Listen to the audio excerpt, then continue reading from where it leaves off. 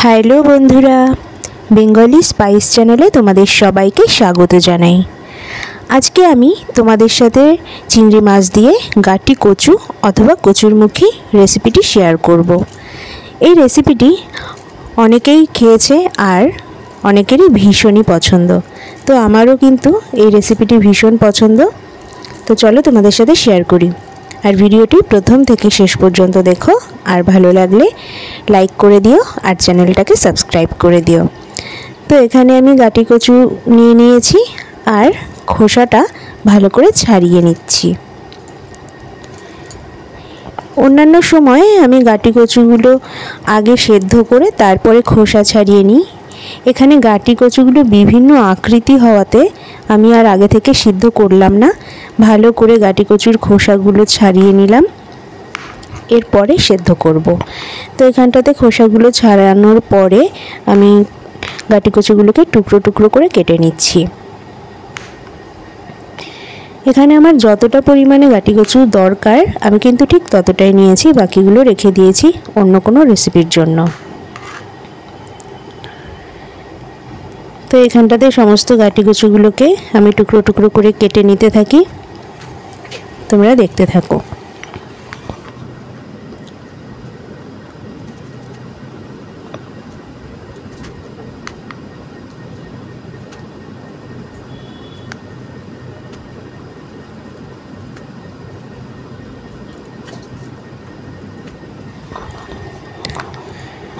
সমস্ত গাটি কচুগুলোকে কেটে নেওয়া হয়ে গেছে। এবার এগুলোকে ভালো করে ধুয়ে নেব। এদিকে একটা ফ্রাই প্যানে আমি জল বসিয়ে দিয়েছি আর তার ভেতরে দিয়ে দিয়েছি সামান্য পরিমাণে নুন।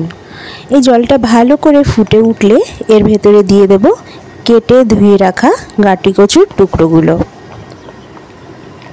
এই গাটি কচু কিন্তু নিরামিষও খেতে ভীষণই ভালো লাগে। তো এদিকে সেদ্ধ হতে থাক।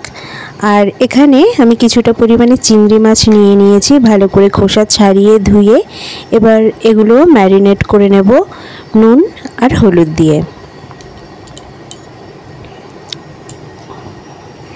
পরিমাণ মতো নুন হলুদ দিয়ে দিলাম। এবার ভালো করে চিংড়ি মাছের গায়ে নুন হলুদ মাখিয়ে নিচ্ছি।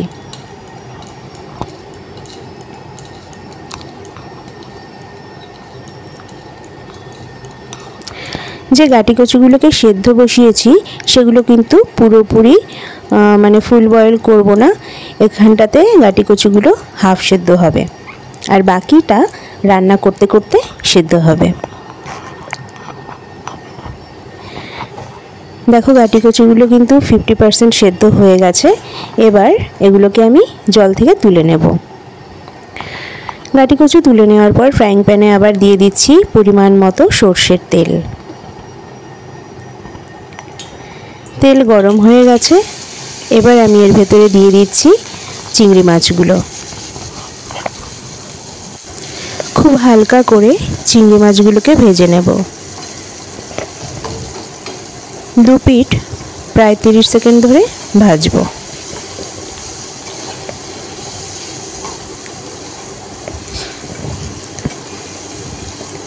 চিংড়ি মাছগুলোকে ভেজে নেওয়া হয়ে গেছে। এবার এগুলোকে আমি তুলে নিচ্ছি।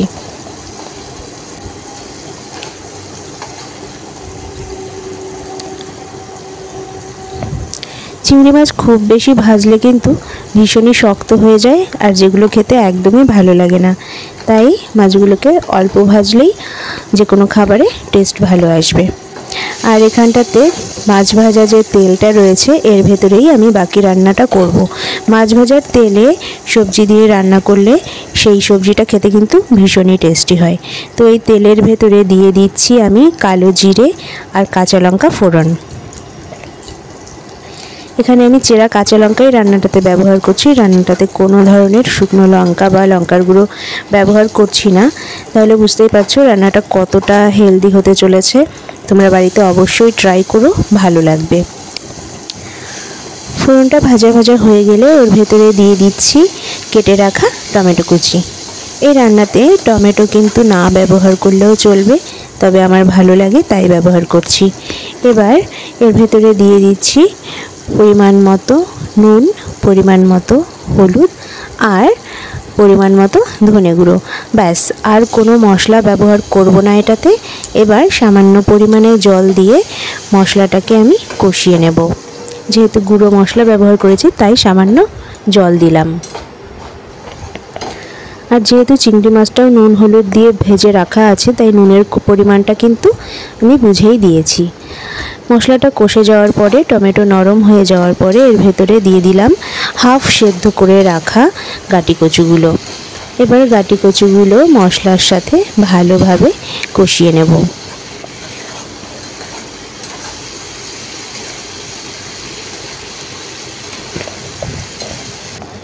খুব ভালোভাবে কষানো হয়ে গেছে। এবার এর ভেতরে দিয়ে দেব পরিমাণ মতো জল। এটা কিন্তু খুব বেশি ঝোলঝোল থাকবে না, মাখা মাখা হবে। তো যেহেতু গাঁটি কচুগুলো 50% সেদ্ধ করা, বাকি 50% সেদ্ধ হতে আমার যতটা পরিমাণে জল লাগবে আমি ঠিক ততটাই ব্যবহার করছি এখানটাতে। দেখো তরকারিটা ভালোভাবে ফুটে যাওয়ার পরে আমি এর ভেতরে অ্যাড করে দিচ্ছি ভেজে রাখা চিংড়ি মাছগুলো।